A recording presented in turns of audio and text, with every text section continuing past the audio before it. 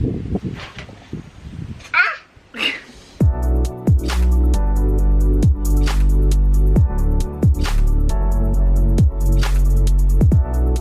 morning everyone, welcome to another, It's afternoon.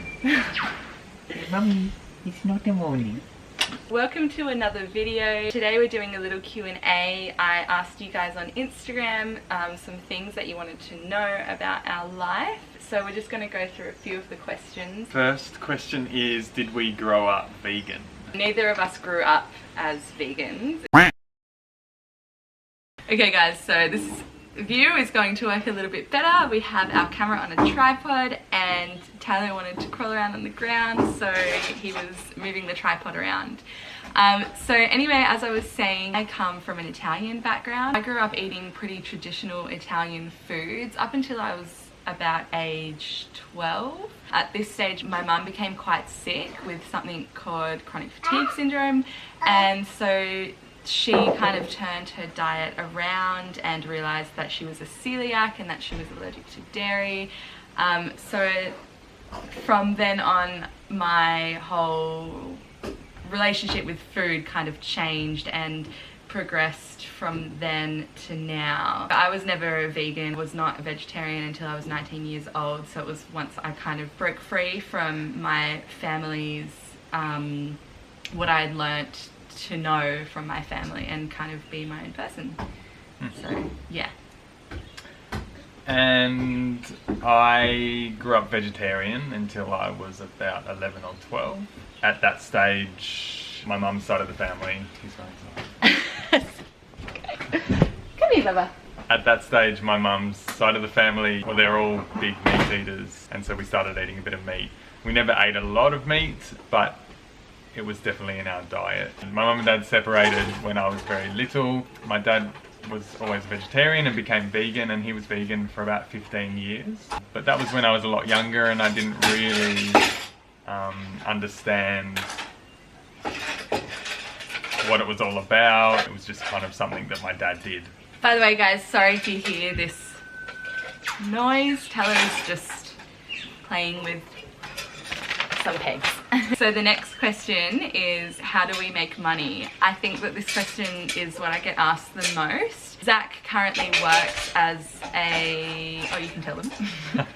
So I have worked in hospitality for the last sort of 7 or 8 years. I've managed a few cafes and I've been a barista really for those years. And for this year, since we've moved to the Sunshine Coast, I have been roasting coffee beans. So I've moved into another side of the industry. So yeah, I work sort of 25 to 30 hours a week. I made the choice when Talo was born not to work full time anymore, to be able to spend more time with him, and that brings in enough money for us to survive and save a little bit. And I am currently a stay-at-home mum. We've also had a bit of savings from since before Talo was born. That has kind of helped sustain us. Oh, you want to go with Mopsy? So the next question... The next question that I was going to bring up is, someone asked what jobs we had before YouTube. So like Zach said, Zach has worked in hospitality as mainly as a barista the past 7 to 8 years. Before Talo was conceived, I'd worked in hospitality mainly. I worked about a year at my local supermarket, and then I worked at cafes as a waitress, so that was how I made an income. And childcare. Oh, and childcare, yeah, I totally forgot about that. Previous to meeting Zach, I worked as an au pair. So if you don't know what that is, it just means that I basically was a nanny. I was a live-in nanny to a few different families in the US. I did that for about a year and a half. And yeah, I'd always done childcare. I've worked in childcare centres and nannied and babysat and all that kind of stuff. I just want to make it clear that we, at this current stage, do not make money from YouTube. A part of starting this YouTube channel, as well as like wanting to share my life and my beliefs and values with you guys, I also would like to make it my job, make it my living, as a means to live off the money that we would make from social media. So yeah, we do not make money from YouTube yet, but that will come. The next question is, how old are we? So I just turned 26. And I just turned 27. So how do we break free from the 9 till 5 is the next question that someone has asked me. I feel like you would answer this question well. For us, we've never been in the 9 till 5 world. I think the first step, if you are in it and if you have been in it for a while, is to really start, I guess you want to start picturing what you want your life to look like outside of the 9 till 5. I don't think that the 9 till 5 is just office jobs. I think the 9 till 5 is like generally just like people not being happy in their jobs, even if they're only, say, working 5-hour days, 7 days a week instead of like 8-hour days, and wanting more from life and from the way that they make money. You want to build yourself like a really good idea of what you want your life to end up looking like. Yeah. You know, like we go through it all the time. You know, even though we haven't lived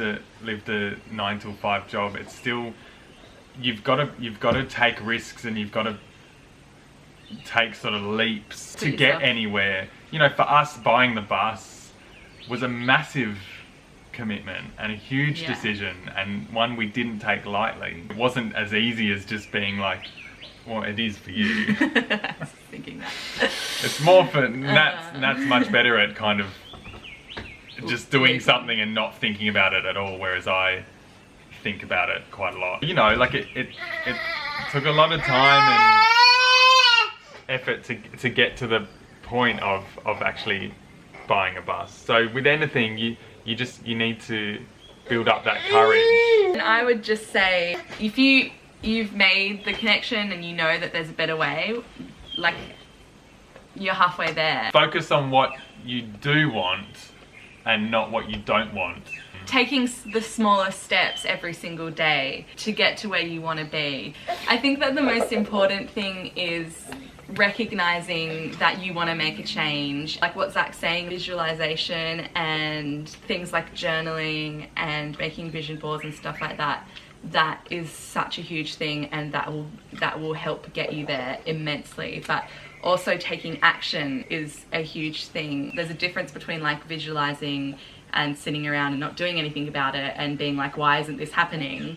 And visualizing and like taking action, even if those actions are super scary, taking those risks that might be scary or uncomfortable to you, they're definitely worth it. People can say like, oh, that's easy for you to say. You know what? Like, no, like I am no different. We're no different to you. Anyone can do it. Anyone. It doesn't matter what your job is. Doesn't matter if you have a family. It doesn't matter. Like life is limitless unless you think otherwise. That's the next question. The hardest thing about being a parent. So I'll go first. The hardest thing for me about being a parent is not having the flexibility of time. Obviously before having Talo, I had, you know, a means to do whatever I wanted whenever I wanted because I didn't have a tiny little human to think about. I am definitely someone who needs their space and who needs their time, particularly in the morning, which right now Zach goes to work in the morning, so that is why van life is so ideal for us, because I wake up in the morning and I love my mornings with Talo. I really do, but after a certain point, especially say if he doesn't go down for a nap when like his usual kind of time is, I can get really frustrated and upset, and I need time to myself. So that is really important to me, and obviously when you have a baby that all changes. You don't get that flexibility of time and space, so that is what has been the hardest thing for me about being a parent. I think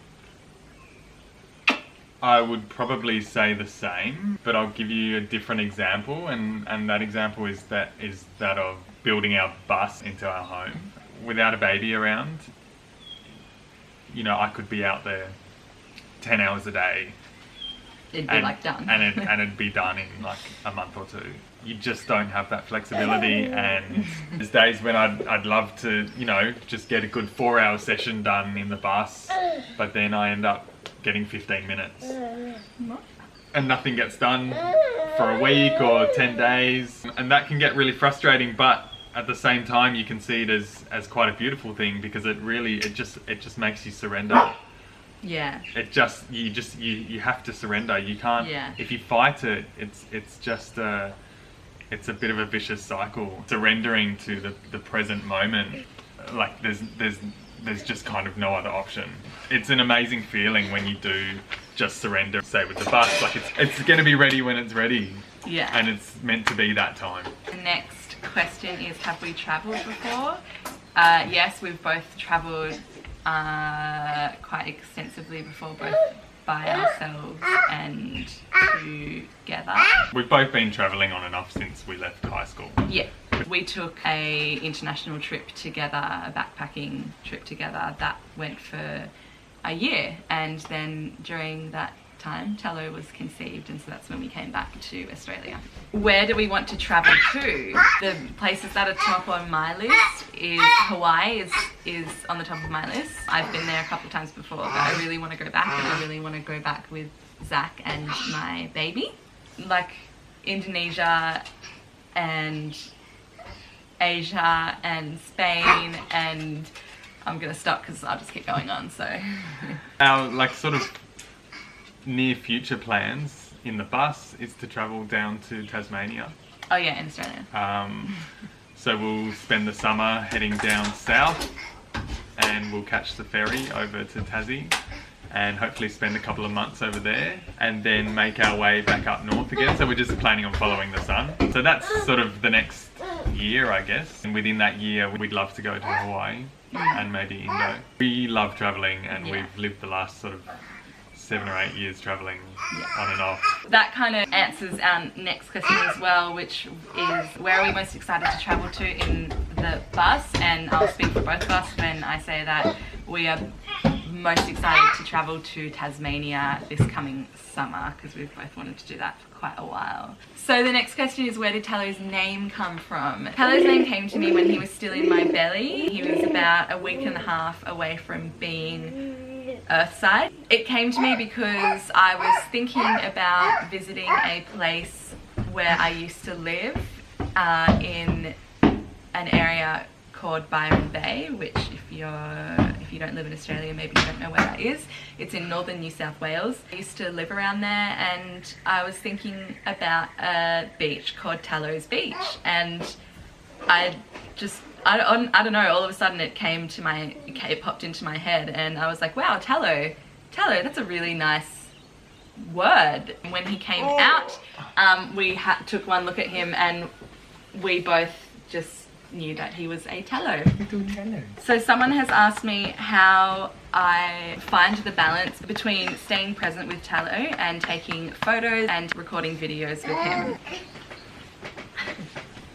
I find this really hard. I can definitely get caught up in trying to get a good photo of him, or trying to get a good photo of us, or trying to record a video. Like Zach said before, surrendering to being present with him as opposed to continuing to try and fail in that precise moment. I find that really hard sometimes to surrender. I think the other thing is that having set times as to when I want to record my videos and when I want to take photos, I think that's a really important thing, like having a set time as opposed to constantly trying to get photos and constantly making videos. Yeah, it's just an ebb and flow, and I'm definitely still learning to surrender. Also in my videos you hear Talo like running around, and you can see him like jumping on me in videos, because I want to be real with you guys. I don't want to give you a false image of what motherhood or parenthood is like. So